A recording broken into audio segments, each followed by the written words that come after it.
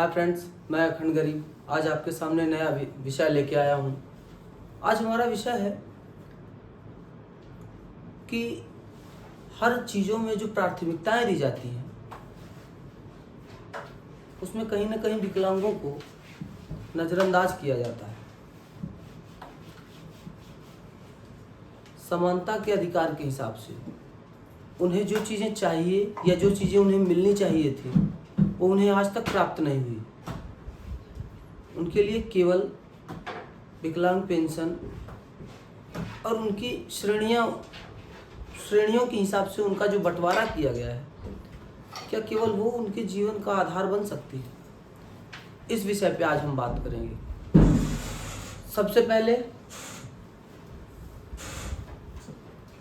संविधान के अनुच्छेद 338 और अनुच्छेद 338 ए अनुसूचित जाति, अनुसूचित जनजाति और ओबीसी 340 और अब हाल ही में जो 106वां संविधान संशोधन हुआ है महिलाओं के 33% आरक्षण से संबंधित लोकसभा एवं विधानसभाओं से जो व्यवस्थाएं की गई हैं उसमें क्या अब ये समय नहीं आ गया है कि विकलांगों को भी उनकी अधिकारों के लिए उनका एक प्रतिनिधि लोकसभा, विधानसभा, राज्यसभा या विधान परिषदों में होना चाहिए? क्या ग्राम पंचायतों से संबंधित चुनावों में त्रिस्तरीय पंचायती समिति के जितने भी चुनाव हैं, बीडीसी, जिला पंचायत या ग्राम प्रधानी का, उसमें विकलांगों के लिए भी सीट आरक्षित करने का कोई प्रावधान? क्या केवल उनके लिए विकलांग पेंशन से ही उनकी सारी संतुष्टियों का समाधान किया जाएगा? इस विषय पे आपका क्या विचार है, मैं जानना चाहूँगा ज़रूर।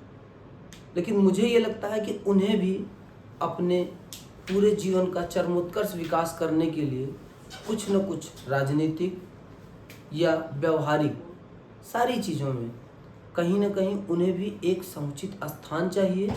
उन्हें अपने लिए, अपने समाज के लिए और अपनी ज़िंदगी को सही तरीके से एक मानवीय सम्मान के साथ जीने के लिए उन्हें कुछ अधिकार चाहिए जो कि सरकार को देने चाहिए और हम उनसे अपने अधिकारों के लिए मांग करते हैं।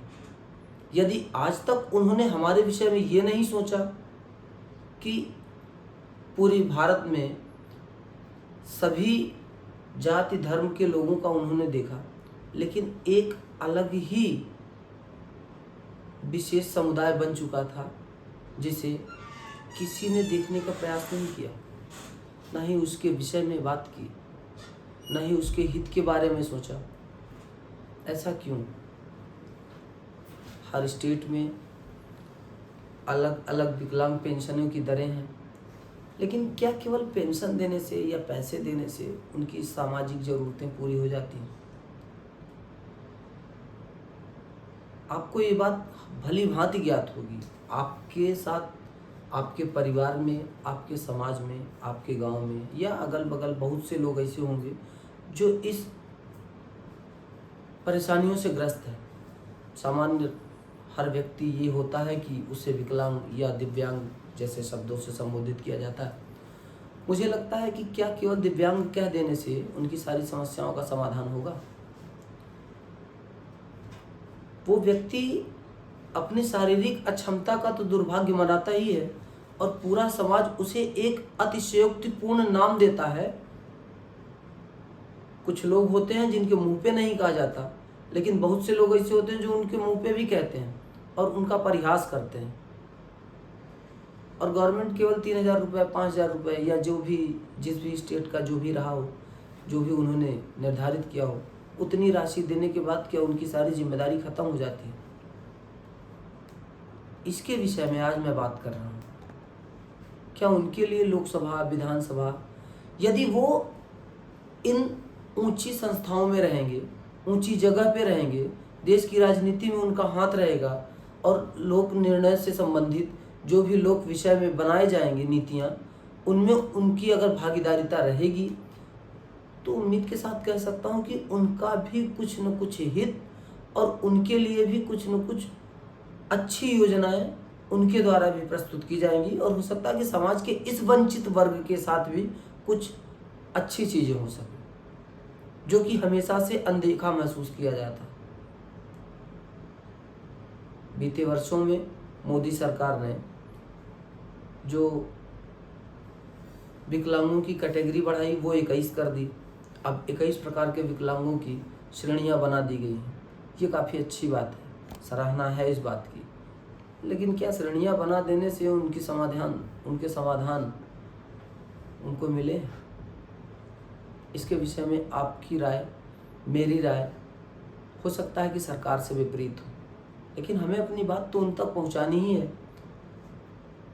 क्योंकि आवश्यकता इस बात की है कि यदि हम अपनी आवाज़ नहीं पहुंचाएंगे, अपने समाज के लोगों की आवाज़ नहीं पहुंचाएंगे, तो फिर आवाज़ किसकी उठाएंगे? क्यों हमें सरकार से क्या लेना है? क्यों अपनी बातें उनसे कहनी है? अपनी बातों को क्यों मनवाना है उनसे? यही तो लोकतंत्र है। और यदि सबकी भागीदारी है, सबका साथ और सबका विकास है, तो फिर इस वंचित वर्ग का विकास क्यों नहीं? इस वंचित वर्ग का साथ क्यों नहीं?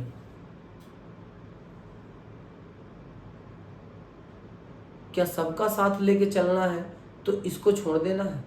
और यदि इसको भी लेके चलना है तो इसकी भागीदारी कहाँ है?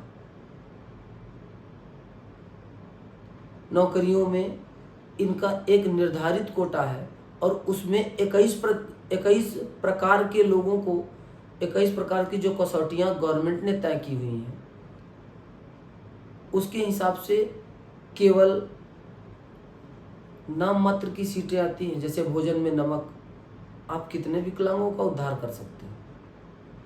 वो तो समाज से भी गए, घर से भी गए, सरकार से भी।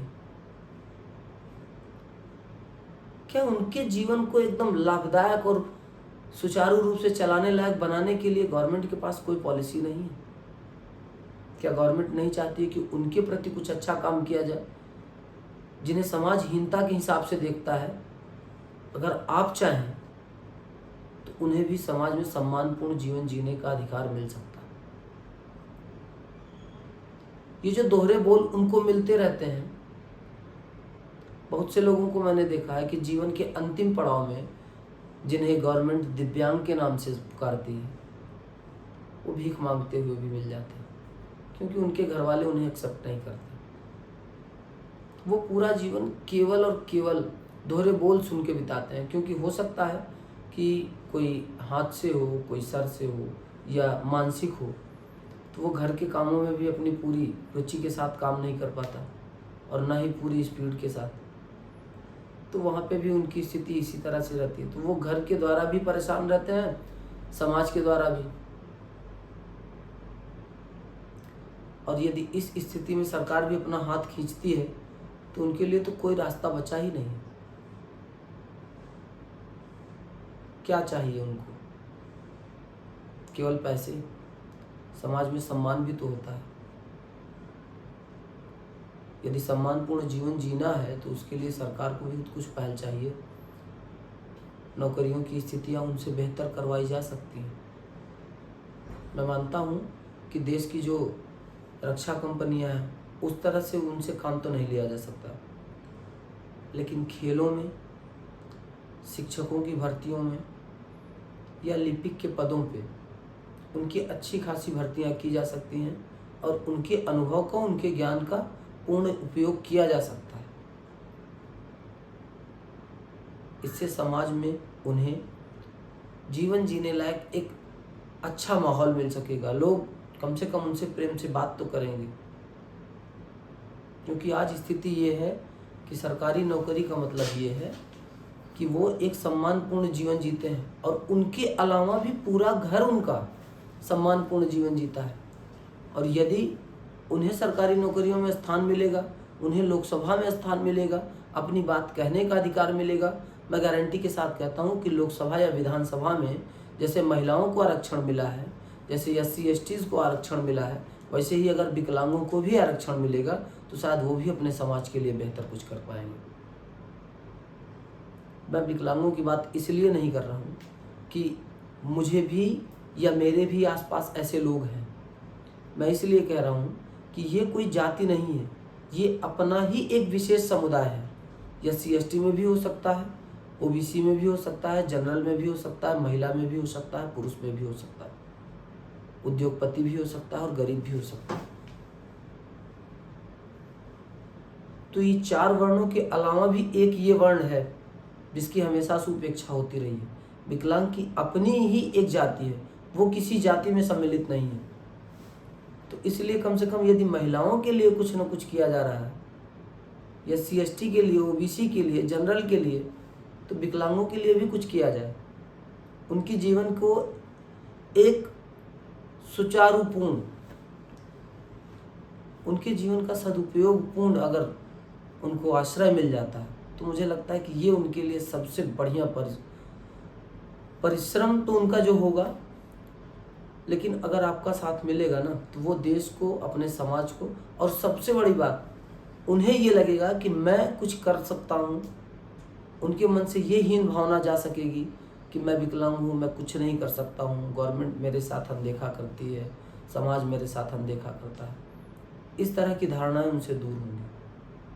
उम्मीद करता हूँ कि आप लोग मेरे साथ इस विषय को गवर्नमेंट के पास तक पहुँचाएंगे।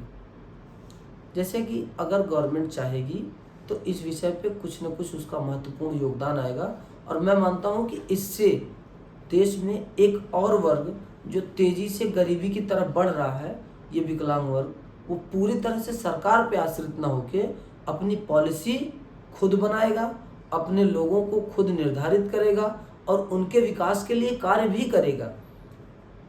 गवर्नमेंट ने 2 आंग्ल भारतीयों की जगह खत्म कर दी लोकसभा में, तो क्या उन 2 आंग्ल भारतीयों की जगह जो अभी भी खाली है, क्या वो विकलांगों को दी जा सकती है?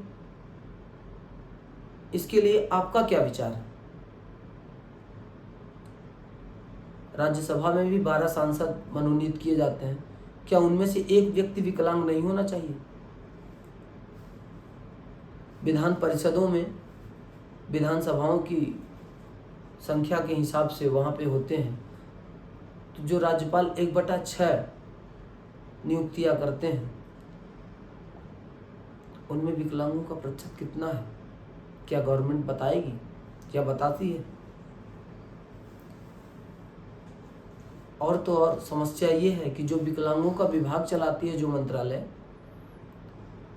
वह व्यक्ति खुद विकलांग होता तो शायद है कि विकलांगों की समस्या को समझते हुए वो उस तरह की पॉलिसीज को लाएगा गवर्नमेंट में, लोगों के सामने या सदन के सामने, जिससे उनका भला हो सके। यदि आप मेरे बारे में बनाएंगे कोई पॉलिसी और मुझसे ही नहीं पूछेंगे तो आपको पता कैसे चलेगा कि मुझे समस्या किस बात की है? तो इसलिए मैं चाहता हूँ कि अगर मेरे विषय में पॉलिसी बन रही है तो कम से कम मुझसे पूछा जाए, और यदि मुझसे पूछा जाएगा तो हो सकता है कि आपके द्वारा बनाई गई पॉलिसी मुझे फलदायक लगेगी, लाभदायक लगेगी। इसलिए यदि गवर्नमेंट चाहती है कि सबका साथ और सबका विकास हो, तो महिलाओं और SC/ST, OBC और जनरल के साथ साथ विकलांगों का भी एक कोटा फिक्स किया जाए। उनको भी लोकसभा, राज्यसभा और विधान परिषद, विधान सभाओं सब में उनके अपने सीट आरक्षित होने चाहिए।